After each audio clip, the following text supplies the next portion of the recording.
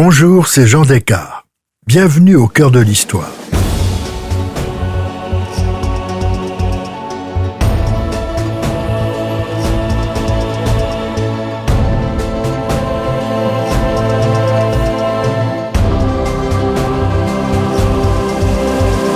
Dans ce nouvel épisode en 2 parties de notre série sur les grandes énigmes de l'histoire, je vous raconte le destin tragique de l'héritier de Louis XVI et de Marie-Antoinette, devenu Louis XVII à la mort de son père. Son décès dans la prison du Temple a fait naître toutes sortes de rumeurs. Est-ce bien lui qui est mort dans cette prison? Y aurait-il eu une substitution d'enfant? Louis XVII s'est-il évadé? Ces suppositions permettront à des prétendants de revendiquer le trône de France au début du XIXe siècle. Le plus connu s'appelle Naundorff, et aujourd'hui, la vérité a été établie. Seconde partie, à la recherche du vrai Louis XVII. À peine Louis XVII est-il jeté dans la fosse commune qu'on signale sa présence, vivant, dans plusieurs endroits de France, au Havre, à Pithiviers, à Orléans et en Auvergne. 1 an après sa mort, on compte déjà 4 faux dauphins. Au cours des décennies suivantes, on en dénombrera une centaine. Tous prétendent s'être évadés du Temple. La mort horrible et désastreuse du petit Louis XVII ne satisfait pas les esprits. On échafaude 1000 hypothèses. N'y aurait-il pas eu une substitution d'enfant? Dans ce cas, le petit prince se serait évadé, il vivrait. C'est une sorte de fantasme collectif qui a touché nombre d'historiens, farouches défenseurs de cette thèse de la substitution. On peut signaler quelques-uns de ces faux dauphins.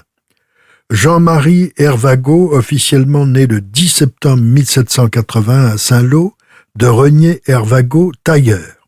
On lui donnait pour père le fils aîné du prince de Monaco, le futur Honoré IV. Il raconte de façon très crédible son évasion du Temple. Fouché le fera arrêter pour escroquerie, la supercherie ne durera pas longtemps car son père le reconnaît. Il y aura aussi un certain Mathurin Bruneau, né en Vendée, près de Cholet, en 1784. Il sera finalement lui aussi condamné pour escroquerie et finira sa vie en 1822 dans la prison du Mont-Saint-Michel, totalement discrédité. Dans l'ensemble, ces escrocs sont assez pitoyables. Celui qui a tenu le plus longtemps, jusqu'à sa mort et même au-delà, est Karl Wilhelm Naundorff. Sa force de conviction et son charisme ont su résister à l'épreuve du temps. Ce personnage étrange apparaît à Berlin en 1810. Il a 25 ans et il est horloger. On ne sait pas d'où il vient. On le verra en Allemagne pendant plusieurs années. Il est compromis dans une affaire de fausse monnaie, mais pour la première fois, il revendique sa condition de prince. Il arrive à Paris en 1833, parlant à peine le français, mais il est habile et il parvient à se faire reconnaître par quelques vieux courtisans et serviteurs de Versailles. Il fait beaucoup parler de lui, se prétend victime d'une tentative d'assassinat et intente un procès à la famille royale. Louis-Philippe, exaspéré, l'expulse vers l'Angleterre. Il va vivre à Londres pendant 9 ans. Il y publiera l'ultime version de ses mémoires et distribuera des titres de noblesse tout en émettant des prophéties qui ne se réaliseront pas. En revanche, il fait des découvertes assez sérieuses dans le domaine de la pyrotechnie, mais les Anglais ne s'y intéressent pas. Il se rend alors aux Pays-Bas où le gouvernement lui achètera son invention. Il meurt à Delft le 10 août 1845. Sur sa tombe, au cimetière de Delft, on peut lire encore aujourd'hui « Ici repose Louis XVII, roi de France et de Navarre, né à Versailles le 26 mars 1785, décédé à Delft le 10 août 1845. » Plus tard, comme pour la future prétendue grande-duchesse Anastasia, il y aura des naundorfistes convaincus par ses souvenirs si précis et ses particularités physiques. Il avait sur la lèvre une cicatrice qu'avait aussi Louis XVII. Petit, le prince avait été mordu par son lapin. En Hollande, les descendants de Naundorff ont obtenu le droit de s'appeler Bourbon. Ce n'était pas le cas en France. Il y a encore une décision de justice en 1954 interdisant à des prétendants illégitimes de porter le patronyme de Bourbon.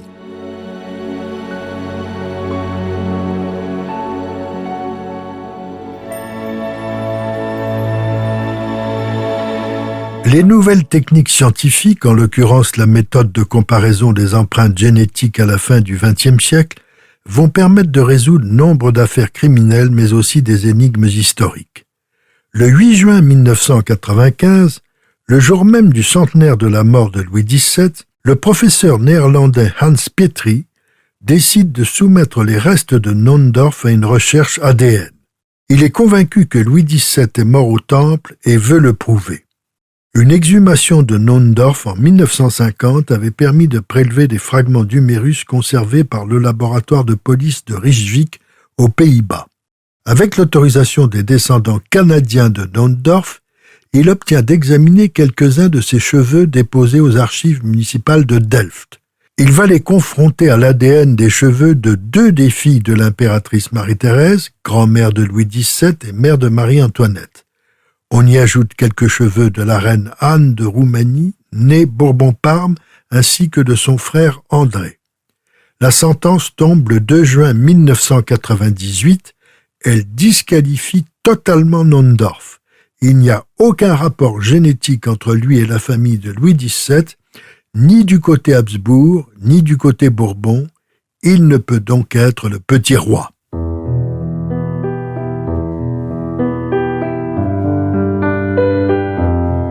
Mais si Nohndorf n'est pas Louis XVII, on n'a toujours pas la preuve de la mort de l'enfant au Temple. Les investigations ordonnées par son oncle le roi Louis XVIII pour retrouver son corps au cimetière de Sainte-Marguerite n'avaient pas abouti. Plus tard, Louis-Philippe en avait fait exhumer plusieurs squelettes, mais ils étaient impossibles à identifier. Le seul espoir de résoudre l'énigme est de retrouver le cœur de Louis XVII, subtilisé lors de l'autopsie par le docteur Pelletan, qu'il avait conservé dans un flacon de cristal rempli d'esprit de vin. Nous avions donc laissé le cœur de Louis XVII derrière les livres de la bibliothèque du docteur Pelletan. Le temps passant, il le range dans l'un des tiroirs de son bureau. Il y est subtilisé par l'un de ses élèves à qui il avait raconté l'histoire, mais avant de mourir, ce voleur le restitue au docteur. À l'avènement de Louis XVIII, Pelletan entre en contact avec Marie-Thérèse, la sœur de Louis XVII devenue duchesse d'Angoulême en épousant son cousin germain, Louis-Antoine d'Artois, fils de Charles X. Il faut attendre le 23 mai 1828 pour que ce dernier ordonne que le cœur conservé par Pelletan soit confié à l'archevêque de Paris qui le reçoit comme un dépôt sacré et promet de le remettre ensuite au roi, frère de Louis XVI et donc oncle de Louis XVII. Pelletan meurt l'année suivante. Le cœur est toujours au palais de l'archevêché, près de Notre-Dame. Hélas, pendant la Révolution des Trois Glorieuses en 1830, il est pillé. Un ouvrier imprimeur, Benjamin Lesquart, s'empare de l'organe et des papiers certifiant son authenticité. Il veut les sauver et les apporter à un fils du docteur Pelletan, Philippe Gabriel, qu'il connaît. Mais un émeutier tente de lui prendre ce butin. D'un coup de sabre, il brise le vase. Lesquart s'enfuit seulement avec les documents. Une semaine plus tard, après avoir prévenu le fils Pelletan, tous deux reviennent à l'endroit où l'urne avait été brisée et finissent par dénicher le cœur desséché, enfoui dans un tas de sable. Le fils du docteur le replace dans une urne de cristal fleur-de-lysée, semblable à celle qui avait été brisée. Il va la garder en sa possession jusqu'à sa mort en 1879. De succession en succession, cette relique gagnera Venise avant de se retrouver dans la chapelle du château de Frosdorf, près de Vienne, qui avait été la résidence du comte de Chambord, petit-fils du roi Charles X. À la veille de la Deuxième Guerre mondiale, la princesse Massimo, fille du duc de Madrid, Bourbon et prétendant carliste au trône de France, emporte le cœur en Italie et décide avec ses sœurs de le donner le 10 avril 1975 au duc de Beaufremont, président du Mémorial de France à Saint-Denis, pour qu'il soit conservé dans la nécropole des rois de France. L'historien Philippe Delorme, très impressionné par l'analyse ADN qui avait définitivement démasqué Nohndorf, propose alors au duc d'en faire pratiquer une nouvelle sur le cœur desséché de Louis XVII. Il s'agit de mettre définitivement fin aux soupçons de substitution. En effet, une grande partie des historiens s'intéressant à cette question considéraient que l'enfant autopsié et enterré au cimetière de Sainte-Marguerite n'était pas Louis XVII. Ils pensaient que le jeune prince était mort plus tôt, que ses gardiens, terrifiés, l'avaient enterré secrètement dans l'enclos du temple, puis l'avaient remplacé par un autre enfant qu'ils auraient lentement empoisonné avant de l'enterrer au cimetière Sainte-Marguerite. Le 15 décembre 1999, à l'initiative de Philippe Delorme et avec l'accord du duc de Beaufremont, un prélèvement est pratiqué sur le cœur desséché par le professeur Jean-Jacques Cassiman, généticien de l'université de Louvain en Belgique. Il est assisté d'un collègue allemand de l'université de Münster. Ils vont comparer les séquences de son ADN à celles de Marie-Antoinette et de la reine Anne de Roumanie, née Bourbon-Parme. La conclusion est sans appel. Elle est révélée le 19 avril 2008 lors d'une conférence de presse au Musée d'histoire de la médecine de Paris. L'information sera répercutée dans le monde entier. L'ADN du cœur retrouvé montre une parenté plus que probable entre les différents codes génétiques examinés. Pourtant, les partisans de la substitution ne sont pas encore convaincus.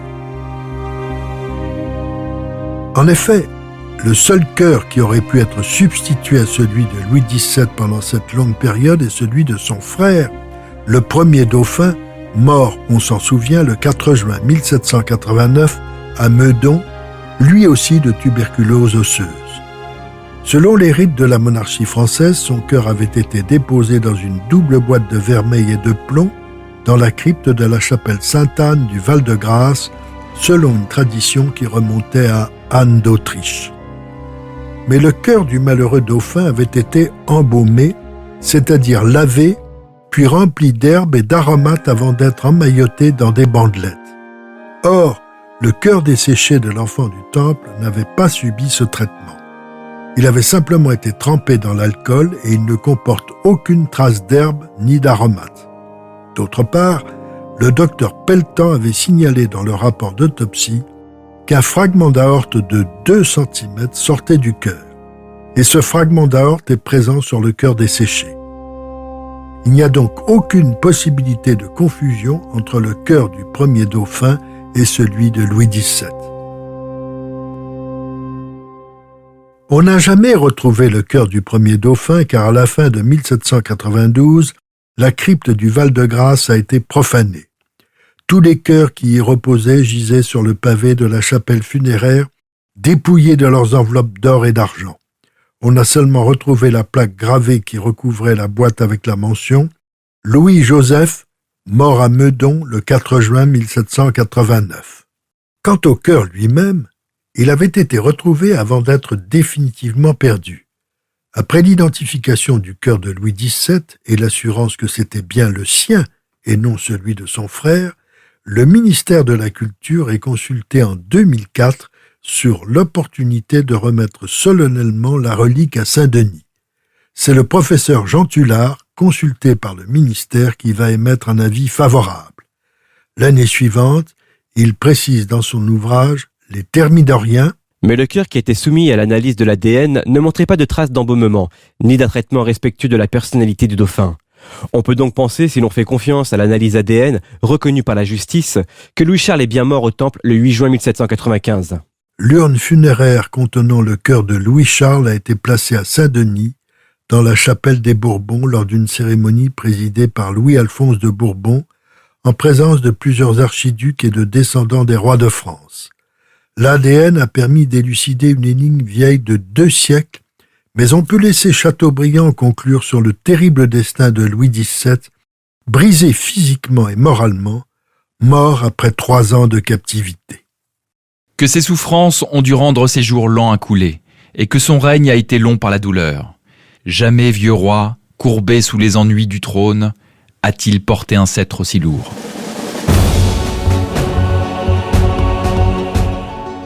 Si cette plongée dans l'histoire vous a plu, N'hésitez pas à en parler autour de vous et à me laisser vos commentaires sur le groupe Facebook de l'émission.